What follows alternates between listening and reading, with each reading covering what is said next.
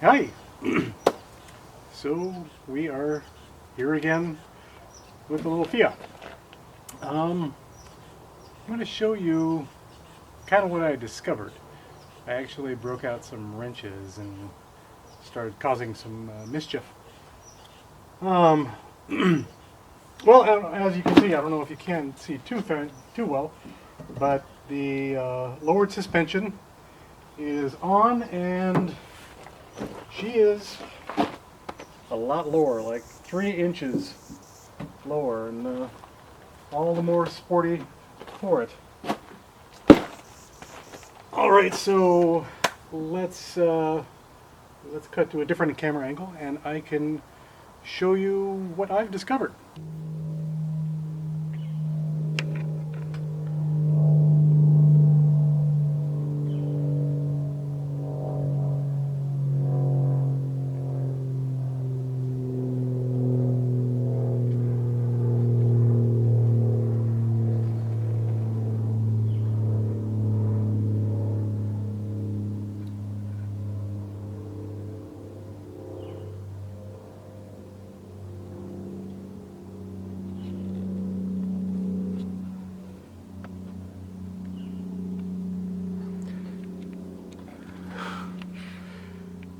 All right, that's the focus of what we want to be looking at. Which one of these is not like the other? Which one of these is not the same? Which one of these is not like the other? I hate this song, it drives me insane. Okay, so what we have here is the head popped off of this valve. I don't know why, but that is no bueno. I disassembled the engine to this point, and I bought basically, enough stuff from this company, Midwest Bayless, which I highly recommend. They are kind of like all things Fiat. I bought some parts to kind of give a refresh and just get me enough stuff to start everything. But as I was going through, and I don't know if you can see this, because this car had been sitting for 40 years, there were any number of generations of rats and mice and whoever else existed in that area decided that they wanted to enjoy chewing on the wiring. So while I got the engine to turn, the crank to turn, it's just a kind of a pointless endeavor. So here we are. I did break out the wrenches, and that's what you get for breaking out wrenches. So, all right, so let's get out of that. At this point, it's not a will it run video. It's a how on earth will it ever run kind of video. I was really looking forward to, messing around with it and trying to just fire it up, get it to cough or whatever. But that is just not going to happen with this car at the moment. Which leads me to have to kind of go into what options do we have. The parts I ordered from Midwest Bayless, they're basically useless. I'm happy to ship them off to anyone else that needs them. Maybe I'll call Midwest back and see if they want to trade for something. I don't know. I don't particularly. I mean, I kind of look upon that somewhat as kind of my burden that I bought these parts. I'm not going to try and return them and kind of mess with their business model, because I think they do a really good job for the community. So let's talk about the Fiat 128 and kind of what it represents and what it really means. Let's talk about car companies and what really makes an amazing car company. It can be argued that, like, for a company like Lamborghini or Ferrari, making extraordinary, exotic, uber expensive vehicles that are just aspirational, makes them great. And no doubt they've done fantastic things. Another way of looking at that, a different perspective, is what companies were able to create mass vehicles for the populace. And not just, simple basic transportation, which this absolutely was, but this car was also, allegedly, fun to drive. And it's that thing of also of this is like a slow car, but generations learned to drive on these and learned to drive a slow car fast and had fun doing that. And I don't know if this was marketing, but apparently in Fiat history, Enzo Ferrari owned a Fiat 128 little two-door sedan as his daily driver. That's got to say a little something. I mean, I don't know if that's just marketing hype or what, but these cars were kind of considered little fun, special cars. And I want to retain that as much as possible. And so, if you'll bear with me, we have to cut to a different shot.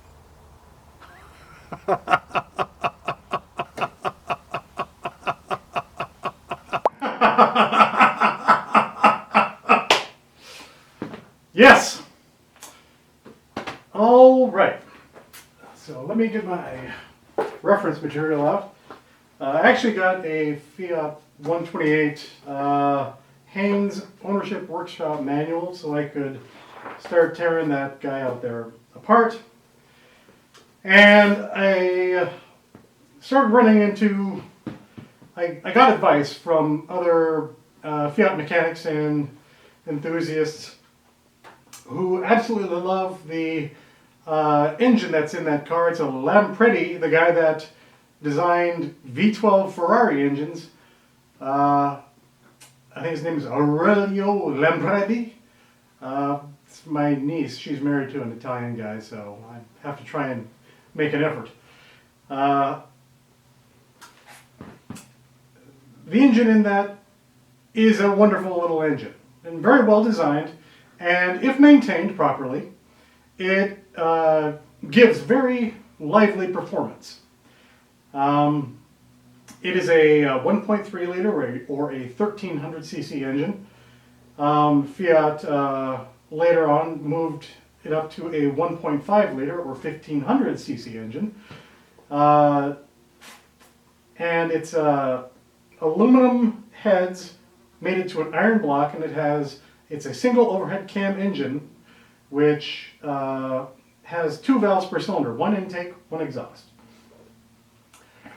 And I was thinking, okay, well, what can I do with this? I started looking around to see if I could find 1.5 liter engines, and unfortunately, I think they're starting to kind of disappear a little bit. Out here in California, it's getting difficult to kind of source them, and they made these engines forever. They were making them in Argentina, until like the early 2000s. And so I should be able to find parts, but I started just kind of thinking in general about what would probably be the best route to go with this. And another car that popped into my radar a long time ago from a friend of mine who bought one is the Honda Fit. And Honda, just like Fiat, they really were also pioneers in creating affordable, fun-to-drive mass transportation. Their motorcycles, their cars, and reliability has always been one of the things that they've prided themselves on. And I've really respected Honda for kind of what they do. A friend of mine got one of these like back in the early 2000s, and he would just go on and on about what a ridiculously fun car to drive it is. And so I also have my filmmaking buddy, Lance. He has a Honda Fit, and he loves it too, and he calls it a pumpkin. Just, I guess, kind of partly because of the way it's shaped. So I kind of looked around, and they made tons of these. And this is your basic slow car that is fun to drive fast. And it became a little weird the more and more I looked into these. These also have a 1.5 liter single overhead cam engine, but this engine has 16 valves with its single overhead cam architecture. It is a ridiculously compact unit, and it's all aluminum. The block is aluminum as well as the heads, and it has just modern day manufacturing and technology baked into it. And it's weirdly almost an exact copy, an updated copy of my little Fiat 128 Familiar. This is a little, 5-passenger wagon with seats that fold down, just like mine. And really, the Fiat 128 was really one of the pioneers of front-wheel drive cars in that fashion. And just looking at how everything is set up on this car, it is almost a copy of the Fiat 128 architecture. I mean, down to where the placement of the oil filter, how kind of everything runs. Instead of having a cam belt that needs replacing, this engine has a cam chain, which is like bulletproof. This engine weighs 100 pounds less than the Fiat's engine and makes almost twice as much horsepower. And and this is not anything to brag about. It makes for 2008, which is what this is. This made 109 horsepower and 105 foot-pounds of torque. Whereas my car, it's a 1300, but U.S. emissions strangled it back in the day, and it only made about 49 horsepower and 50 pound-feet of torque, as kind of like referenced in the Haynes manual here. The 1500cc engine, which came along later, you got up to about 84 horsepower and 87 foot-pounds of torque. So it still can't really hold a candle to just what this is. Just runs stock. And you really have to kind of tweak these engines, the Fiat engines, to get them to put out, really like comparable horsepower. And I just don't think it'll ever have this kind of reliability that this car has. And these cars are just known for being incredibly reliable. The Fiat, with its 8 valves, to adjust the valves, they have little buckets on top of the valves and little shims on those that you have to, measure and switch out, as throughout time. And yeah, I've done that before, and it's not a horrible job, but it's not an easy job. This has, you have to do valve adjustments on this too, but this has this simple little screw and lock nut adjusters on each tappet, and those are just simple to do. You have to do 16 of them versus 8 in the Fiat, but it's easier to do maintenance on this car. This has stock 14 or 15-inch wheels, whereas the Fiat had 13, and so they're a very small wheel. You know,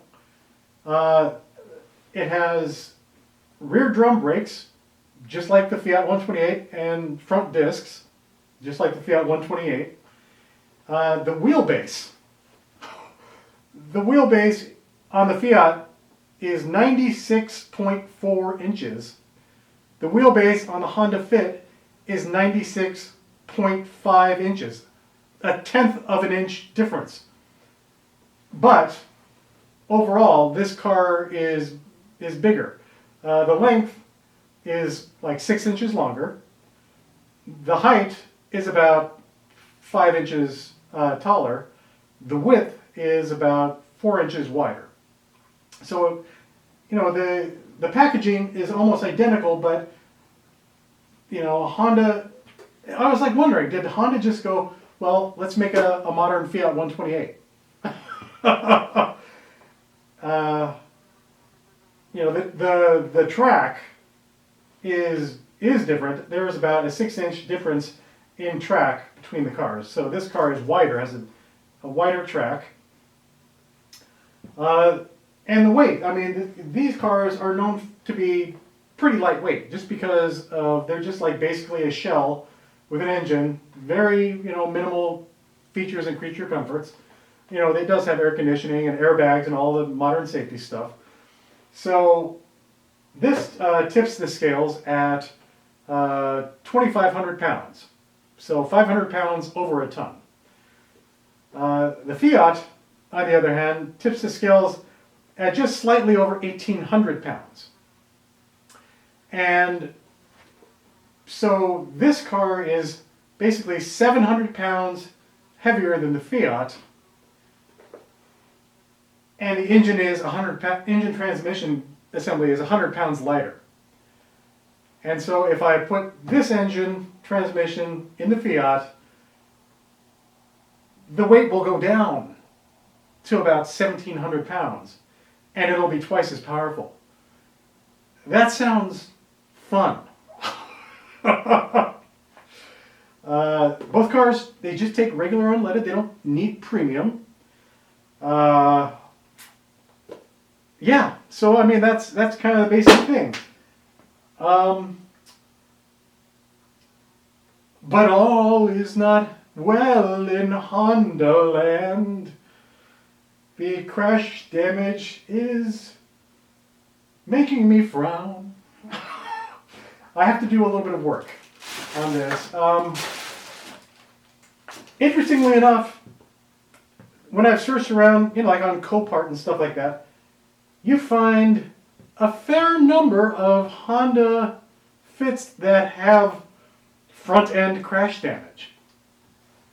And I started wondering about that. I was like, why is that? I think basically because people enjoy driving them. And maybe they don't think that they need to leave as much braking room as they do. I don't know. I don't see many, you know, crash from behind, although there are some out there. I've seen a lot crash from the front end. And so on this one, I do need to replace the motor mounts. This one particular motor mount that is bolted to the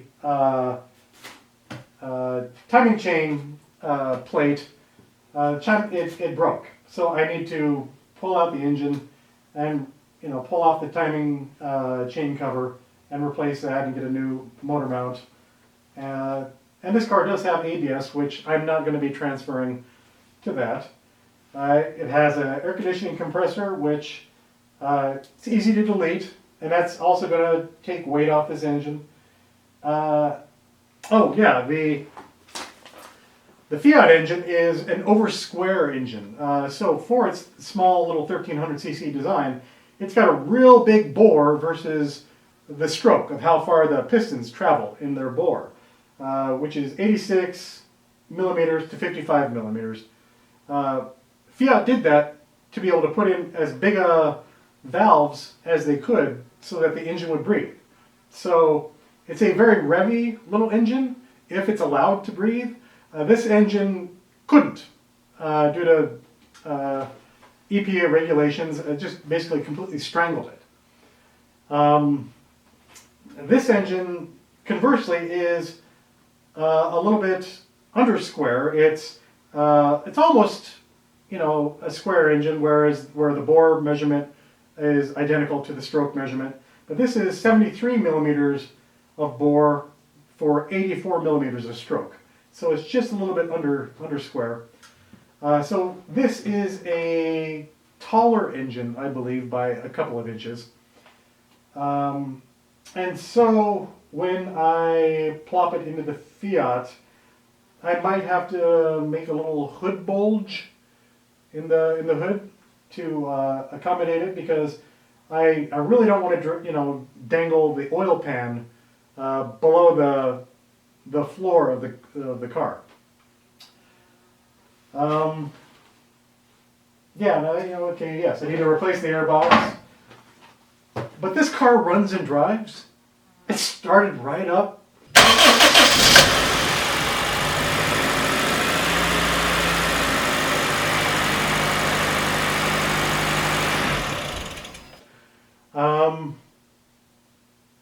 Yeah, and the guy that sold it to me, his name is Jesus, and he was a really nice guy, and hopefully he felt that I gave him a fair price for this. I didn't give him exactly what he was asking on Craigslist, but I don't think that he was getting a lot of offers.